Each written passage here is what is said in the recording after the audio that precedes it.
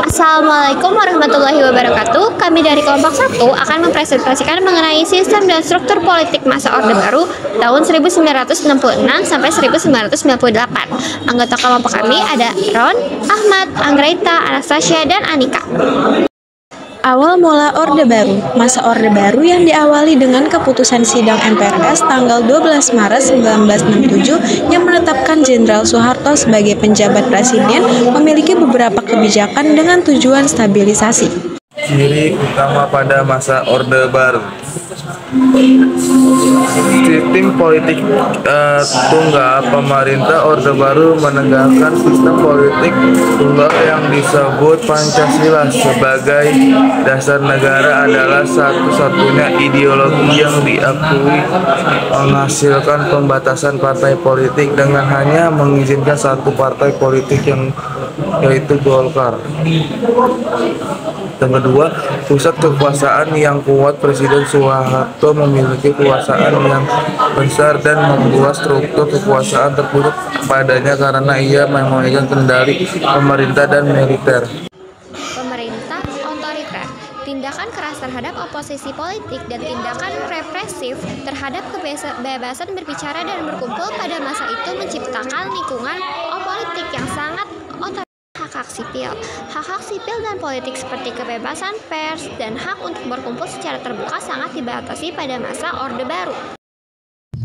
Ciri utama pada masa Orde Baru yang kelima yaitu ada pemilihan yang terkendali, di mana pemilihan umum di bawah Orde Baru sering diatur dan diawasi ketat untuk memastikan kemenangan Golkar. Dan poin yang terakhir yaitu adanya terjadinya korupsi, di mana korupsi dan nepotisme menjadi masalah serius di masa pemerintahan itu. Selanjutnya ada Dwi Fungsi ABRI. Dwi Fungsi ABRI ini atau Angkatan Bersenjata Republik Indonesia adalah kewenangan yang dimiliki tentara saat Presiden Soeharto berkuasa. Selain menjaga pertahanan, TNI di masa itu juga berperan dalam sektor politik sosial. Pencetus gagasan Dwi Fungsi ABRI adalah Jenderal Abdul Haris Nasution yang saat itu menjabat sebagai Kepala Staf Angkatan Darat.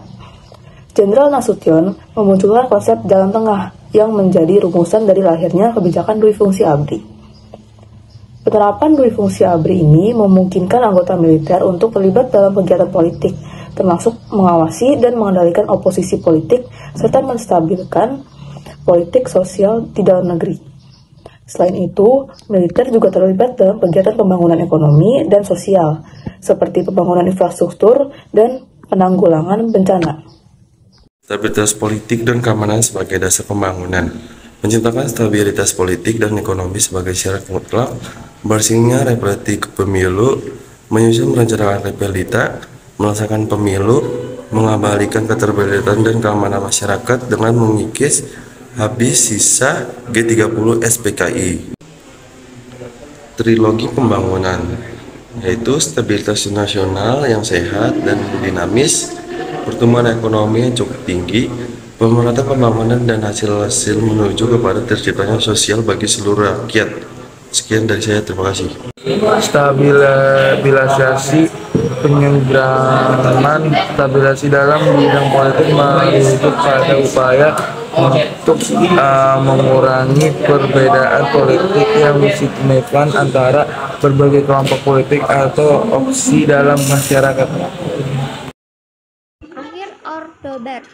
Pengunduran diri Soeharto pada bulan Mei 1998. Tekanan dari aksi protes dan tuntutan reformasi yang semakin meningkat memaksa Presiden Soeharto untuk mengumumkan pengunduran dirinya setelah memerintah selama lebih dari 3 dekade. Proses mahasiswa dan anti-sosial. Aksi protes mahasiswa yang menentang kebijakan ekonomi yang diterapkan oleh pemerintah dan menuntut reformasi politik yang lebih besar memicu gelombang aksi massa yang meluas. Reformasi politik dan demokrasi. Pengunduran diri Soeharto membuka jalan bagi reformasi politik yang lebih besar, termasuk reformasi konstitusi, kebebasan pers, dan pemilihan umum yang lebih demokratis. Jadi kesimpulannya, sistem dan struktur ini bertahan hingga tahun 1998, ketika Presiden Soeharto mengundurkan diri karena tekanan dari demonstrasi dan proses massa yang menuntut reformasi politik.